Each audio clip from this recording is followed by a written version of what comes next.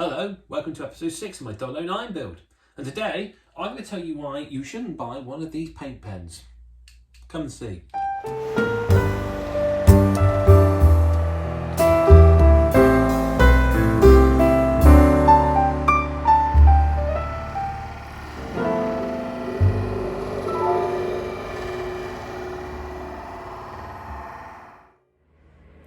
So I was intending to build all the buildings for the layout before moving on to the scenics, but I'll be honest, I got a bit bored after doing that cottage. I still need to build a little signal box to go here, and obviously the station's going to go here.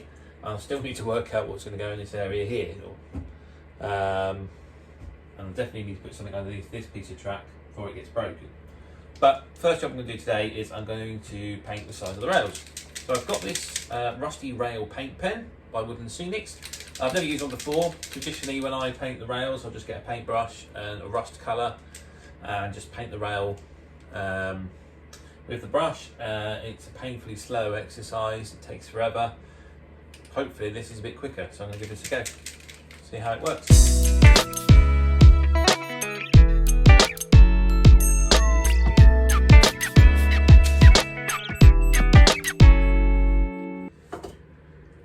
I've got to be honest, I've been using this for about 3-4 minutes now, trying to paint this track. It's awful. It's absolutely awful. The nib is just too thick, particularly for this scale of track.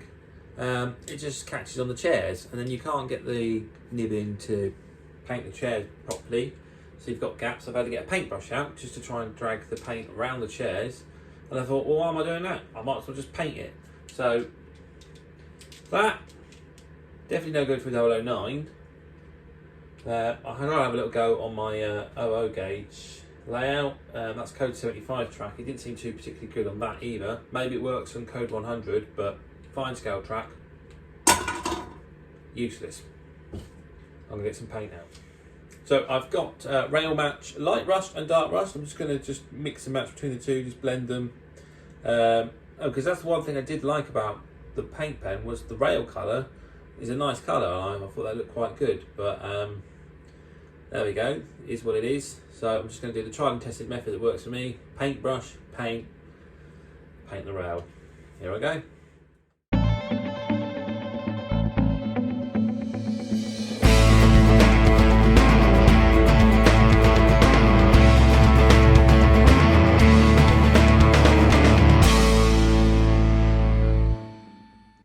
So here we are. I've now painted the rail sides. It was a long, tedious and boring job, I'm not going to lie, but it is quite effective once the track's ballasted and weathered. It does look quite nice, so it is worth it in the end. So the next job is I'm going to get the airbrush out. I'm just going to weather the sleepers, probably with a bit of sleeper grime. And that will then tone down the red as well, because it is a bit bright at the moment. So yeah, that will be the next job. So I'm now going to spray paint the sleepers. So I've got some rail match sleeper grime. I've thinned it down to a sort of nice thin consistency. So I will now spray over the track, and hopefully that will tone down the slightly bright rust red.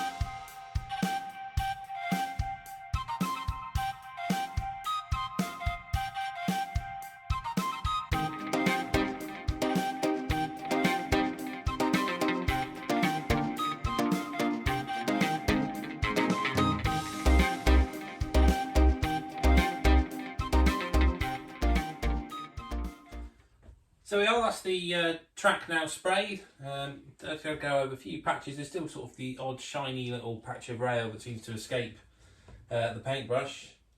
Still see a few spots around here, but once a ballast, I'll probably just give it another coat just to weather the ballast, and hopefully that will take away any remaining shiny pieces of rail.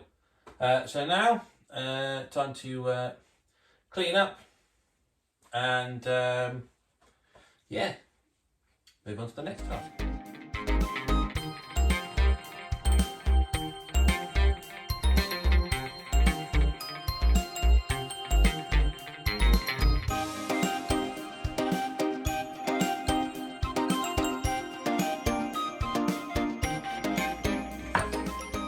So I've gone and cleaned the track using the track rubber and then tested the layout and found that the track was still dirty. So I've gone back over it with some IPA alcohol, and as you can see, the track was still absolutely filthy. I've got better running qualities and I decided just to run the trains around, testing each loco to make sure I haven't got any problems before moving on to the scenics, because I really want the track to be perfect, or as near perfect as I can get it, before doing ballasting and the greenery, etc. A few issues have cropped up. Firstly, when I moved the points in the fiddle yard back here, it seemed to adjust its track, and then I was running a loco here and it get to about here, it would stop, which was very odd and I couldn't quite work it out. But I've realised there is an issue with the solder join right in the tunnel here. Not quite sure how I'm going to get the soldering iron there to just fix that. But at the moment it's working again fine, but I'm a bit concerned that once I ballast it, the track's going to be then held in place, and if the connection's not right, I'm not going to have any power to this section of line. These points still give a bit of trouble connectivity, but I've gone back over clean them. They seem to be okay for now. I think they just have to have regular maintenance on them to keep the electrical current going. Have another issue with Scar Lowy. When I ran him backwards over this set of points here, he kept derailing. And I think the problem was the gap between the rails was a little too large, and also I'm transitioning between an N-gauge point to 009 track, and I think there's some differences in the sleeper height. So to solve the problem, I took a little bit of plaster strut, little T, cut a very small amount out, and I've glued it in between the rail there. There's no problem now, the loco now transitions between the point and the rail. Another issue that's occurred was these points. Now when I tested it before Christmas after spray painting, they would not throw in this direction. Didn't matter how many times I've done it. Slightly annoying because they were the only ones that hadn't adjusted for the spring, because they seem to be working okay. However, today I've gone back to test them and I haven't had any issues. So I'm not quite sure what's going on there. Maybe it's because the room's a little bit warmer today and it might be just sort of affected by the temperature of the room. I don't know. A couple of issues have cropped up in the fiddle yard. Scarlo is stalling on something in there, he keeps getting caught on a set of points. I'm not quite sure what that is, but I'll look at that later. I'm not too fussed about the fiddle yard at the moment because I can always get in there and adapt it whenever, because there's going to be no scenery and it's just an easy access from the back. So, next job I need to do, which I realised I should have done before spraying, is that I need to fill in all these holes on the sleepers where I've used set track. It looks quite unsightly now, particularly now it's been spray painted. So I've got a little bit of this modelling clay, sort of a dirty brown colour, but pinched it from the kids. And I'm just going to go along and just fill the holes in the sleepers just to cover that up.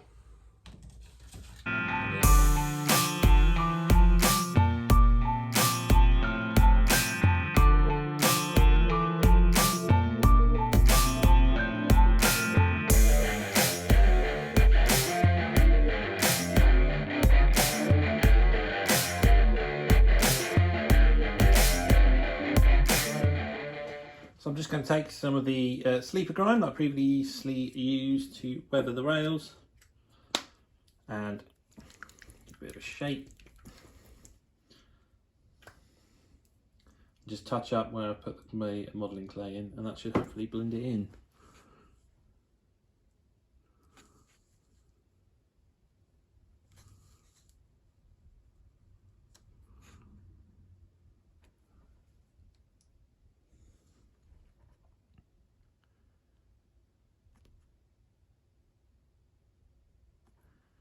There we are, that's gone on nicely. So that's the holes filled in, the paint's blended in nicely. So obviously before I start ballasting, I want to make sure that everything runs. So there's only one way to test that.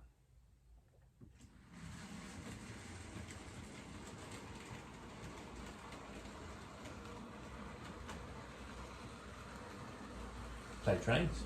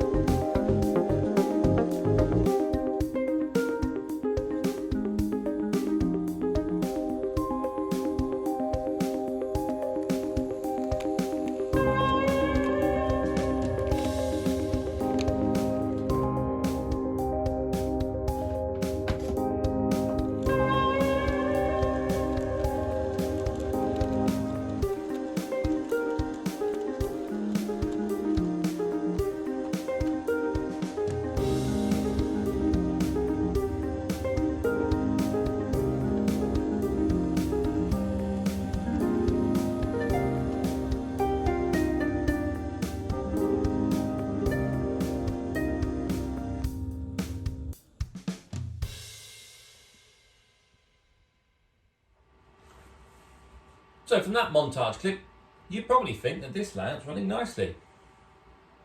But that would be a lie. Several issues have occurred on the layout whilst running the trains. Firstly, as I previously mentioned, I've got some issues in the fiddle yard. For some reason, the bouldering has started stalling on the curved points again, as demonstrated here.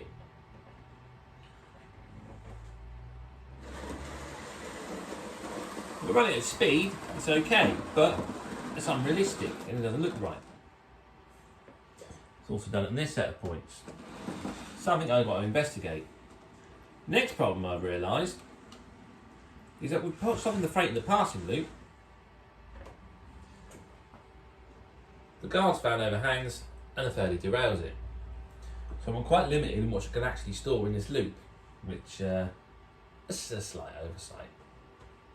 And whilst I thought those points were working nicely, I've now discovered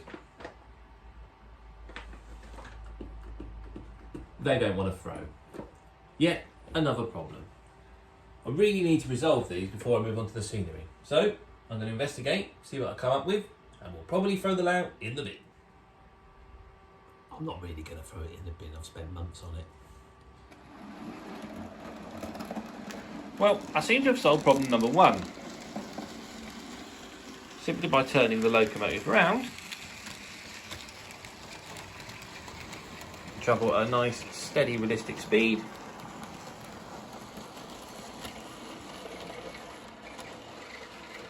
And the train doesn't stall. So, by turning the locomotive round, that seems to have solved the problem of stalling, although it will more than likely stop here whilst I'm recording. However, some of you commented in one of my previous videos when I said I didn't know what part of this church is, that it was called a chancel, and that it's usually on the east side of a church, and I told you it would stop there.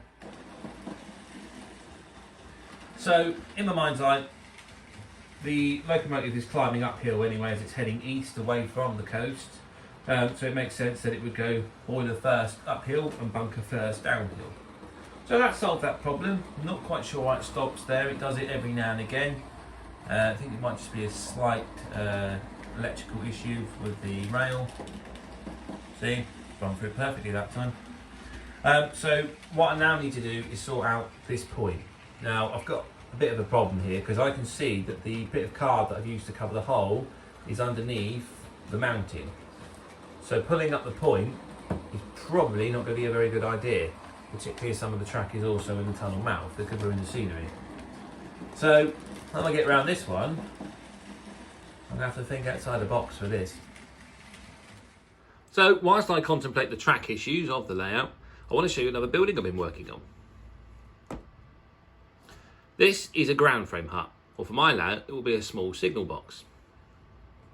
It's a wheels kit, I think it costs about £5, and I really wanted a nice battered, weathered, worn-in look for something that doesn't get a lot of TLC and gets a lot of harsh treatment from the elements. The wood chipping effect I managed to create by using this, which is AK's Worn Effects acrylic fluid. Absolutely brilliant.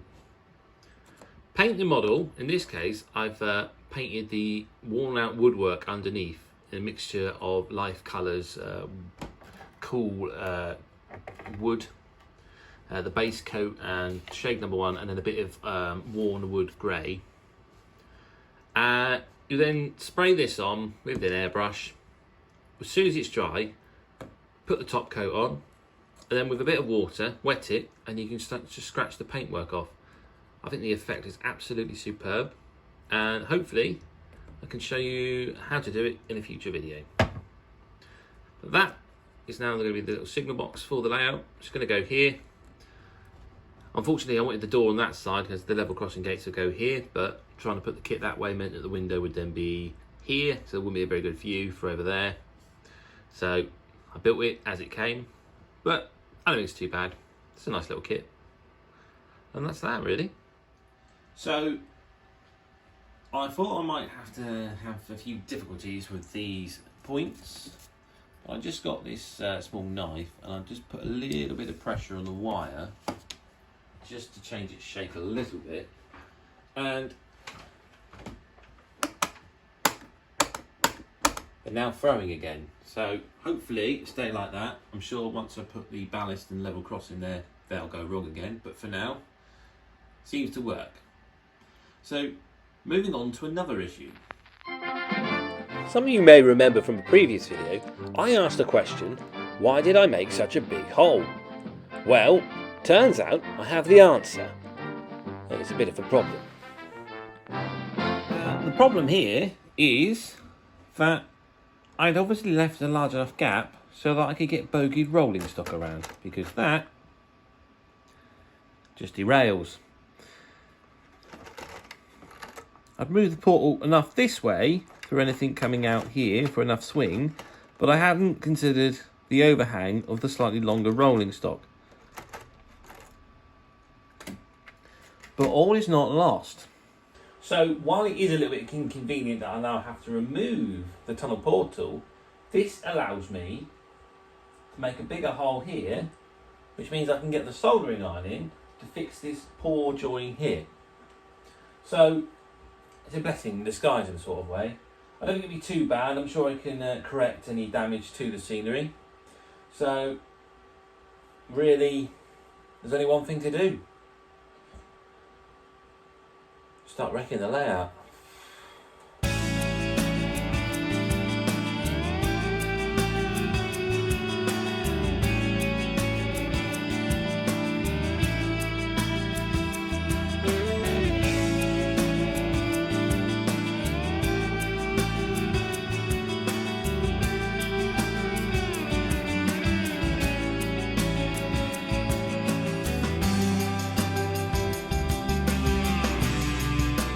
So there we are. I've just shifted the tunnel portal along. I have tested it with the coach, and I gotta say it is very tight. I've been quite fortunate here, I think, as this corner of the coach just passes through the tunnel, and then you can see here, this just passes through here. It's not glued in place yet, as you can see, but what I've done is the part that I cut off here, I've just trimmed down, and then I flipped it over so that can just be glued in there. And it's a little bit of touching up just to match it up. And then all I have to do is just got a bare side here that I've just got to just put a bit of filler over and paint that to blend it back in. And then that will be the tunnel portal back in place. I've just plugged the gaps between the portal just with a little bit of the off-cutter foam that I'd cut away and trimmed down. So as I say, I'd taken what I'd cut off this side and I've glued it this side. I've just trimmed it to fit in place. A little bit of a gap at the top, but that can be easily resolved. Just a little bit of vegetation in there, something later on. And then this side, I've just taken some thin slivers, chopped them up a bit and glued them in place, just with a bit of Yoo-hoo glue. I'm going to go over this with some PVA just to seal it, like I did on the other tunnel portal, and then just go over with some coats of paint, and that should blend it all back in.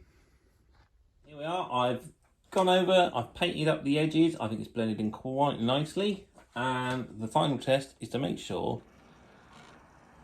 that my bogey stock fits through.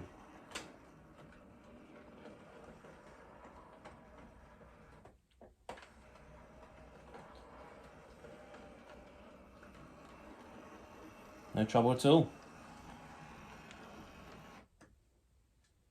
One of the things I want for the layout is as much hands-free operation as possible. If you stood behind it, I don't want to be leaning across over the back scene trying to uncouple wagons. So in the sidings, I'm going to install some magnets and just put a bit of wire. I'm seeing this little demonstration piece here of tacked in. Not very easy to see, the camera doesn't want to focus. A small piece of wire here. And when it passes over the magnet, well, it did it that one time, there we are, pulls the coupling up, so it should be uncouple. I'm going to install it in a couple of places, one on this siding, and on the loop here. I don't think I need it anywhere else, and that'll allow me to do some shunting so I can bring a goods train into the loop, uncouple, run it round, and then push the wagons into the siding, or alternatively, if an engine comes in this way, you can then run into the siding and pick the wagons up and leave. The question is how to get the magnets into the track. Now, I had this idea when I first started building the layout and even shot a demonstration video, which would probably be a bit better than this one. But I seem to have forgotten to install the magnets before putting the track in, because the magnet is the same width as the rails. So how I'm going to get it in is a different question, but that's my plan. To get the magnet in the ground, I had to cut a sleeper out from the track, and then I just dug into the foam board just to sink the magnet a little bit. And now I'll just gently run the wagon over. You can see. And now have automatic uncouplers. So I'm going to install the other two magnets. And then once I've done that, I'm just going to reinstate some sleepers either side just to try and blend this magnet in. The magnets are now installed. The sleepers that were removed, I've just cut the ends off. I've glued them back either side of the rail.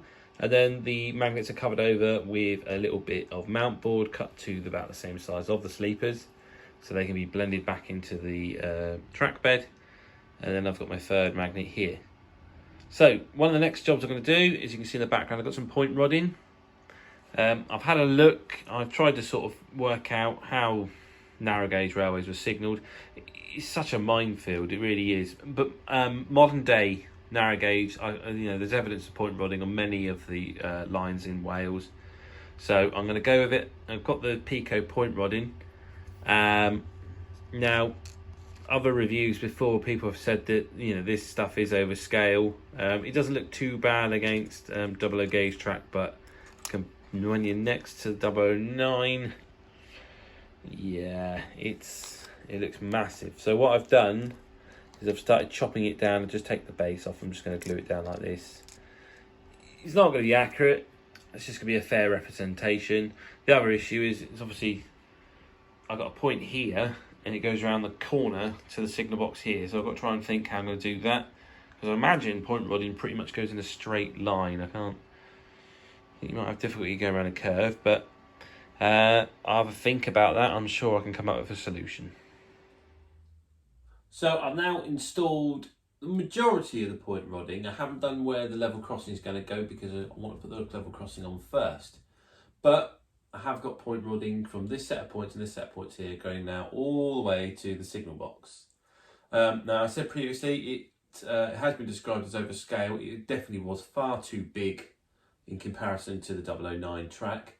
So I've just cut the bases off and then I've glued the rodding down that way. Is it prototypically correct? Probably not. I basically used the spare parts that I'd salvaged from one of my previous layouts, I think the original Burford Road Mark 1. So I've just used cranks where the rodding needs to go around a corner. I've got some compensators in the middle. I'm sure some expert will look at it and say, no, that's wrong, that should be like that, shouldn't be like that. But to me, it looks fine. It represents point rodding, it's there, you can see it, and you can see that the signal box controls it, and that's basically what the look I wanted. So I'm quite happy with that. I'm going to have to paint it up as well at some point, but that'll do for now. Well, that's all for episode 6. I can't believe how long this layout's taking me. It really was just intended just to be a really quick build. Just put some track down, have some scenery. But as usual, I just sort of get into it and just have to keep adding those little bits of detail and getting it all right. But I'm getting there. So come and see me in the next episode when I'll be doing this. Next time I build my level crossing, paint my level crossing and install my level crossing before having to rip the whole thing up because the set of points have failed. So if you want to see that, then, you haven't already, hit the subscribe button. Thank you to those who have. I won't ask you to click the bell because I don't do that myself. So that'd be a bit hypocritical. But when I like a video, I do click the old thumbs up. So if I ask you to do the same, be most appreciated. Till next time. Thanks a lot.